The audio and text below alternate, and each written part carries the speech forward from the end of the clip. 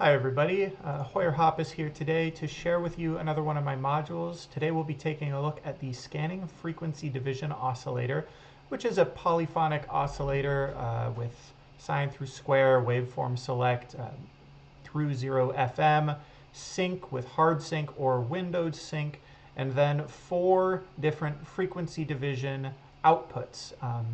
So let's take a listen to this patch and talk about what's going on in it.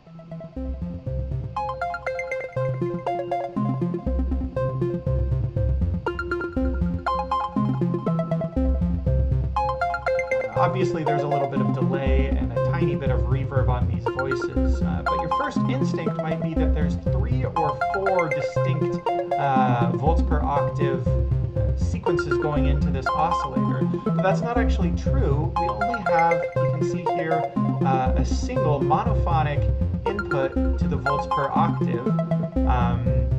And what's happening is the scan and the reflected scan outputs of the frequency division oscillator are calculating different frequencies based on what frequency division the scan knob, or in this case the scan CV value, is selected at a given time. So the scan value takes the input directly, and the reflected scan value takes the inverse of the scan value. So you can get 3 or 4 different transpositions of the same melody using just this oscillator. You can hear that those are fairly organic sounding transpositions, and that's because it's using these integer frequency divisions, which follow the undertone series, which is known to have certain harmonic qualities that are useful for musical compositions. Okay, so this is a simple patch, and I'm not going to spend too long on this module today, but I did want to show you a few of its functions in a little bit of detail. So let's open this up, open up a scope. There we go.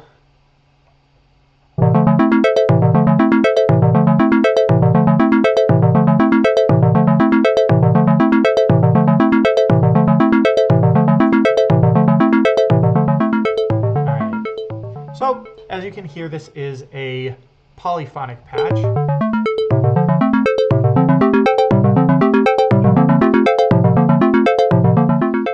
I have a little bit of that FM synced up to it.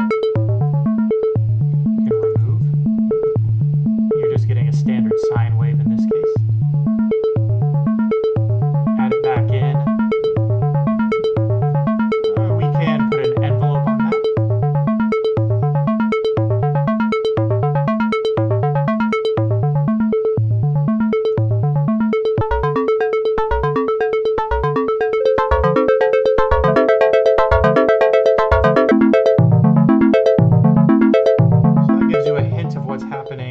When I use or don't use the scan values.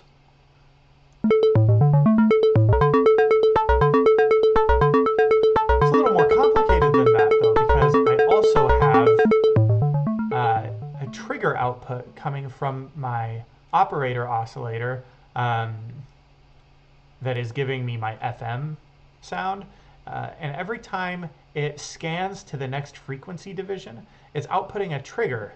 And I have that trigger going to this envelope that controls this VCA and the filter cutoff.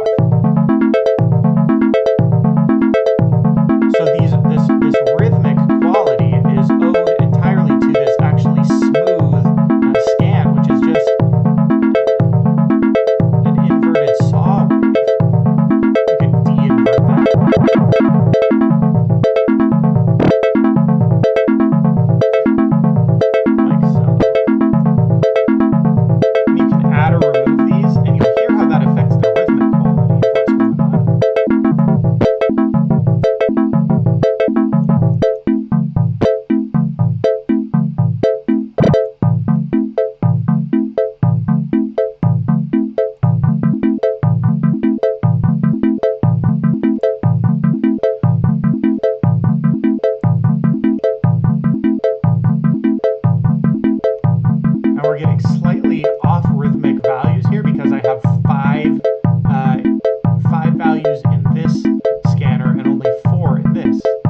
wanted to resync these, we could just add a fifth.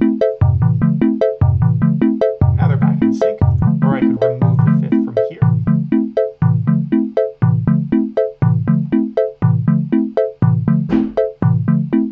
Now let's take a listen to the sync and talk about the windowed sync. To do that, I do want to switch to monophonic mode just briefly so that we can see better what's going on the scope. Let's remove this. Okay. And let's also remove this. So we're just getting a classic sine tone. But as soon as I add the sync back in, if I add it from the frequency, then that's super high pitched. We don't really want to do that. Let's do this and this.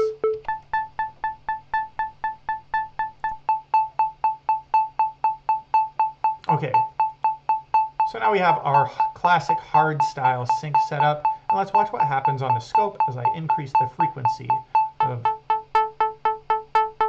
You can see it introduces these jitters and these what you would call non-linearities, and if I open up this filter, you'll be able to hear them even better.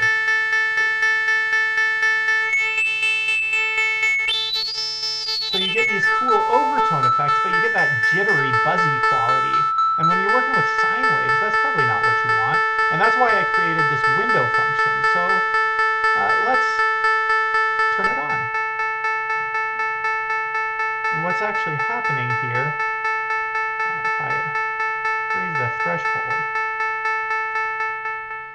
what's happening is that the window causes the synchronized signal to drop to 0 whenever the sync signal drops to 0.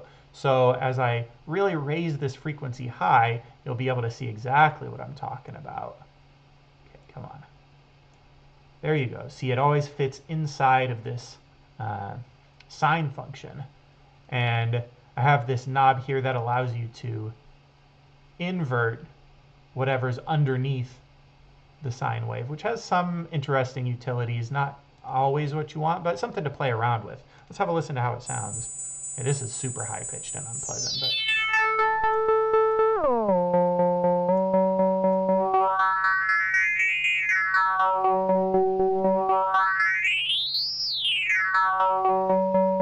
And let's compare that again to the classic hard sync.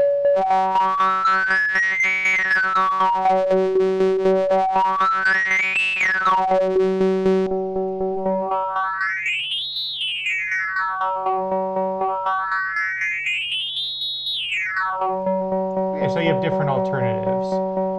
Hard sync still has its utilities, though. If, for example, you're working with two saw waves, like so.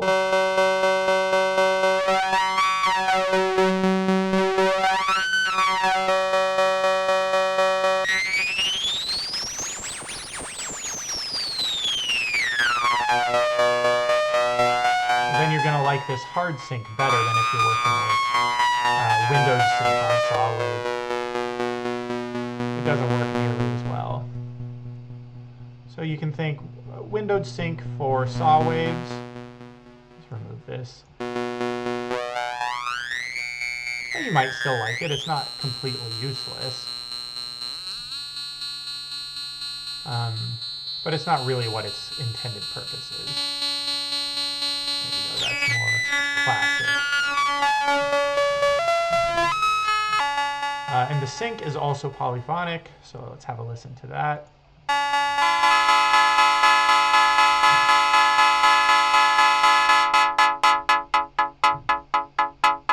And let's turn this back on.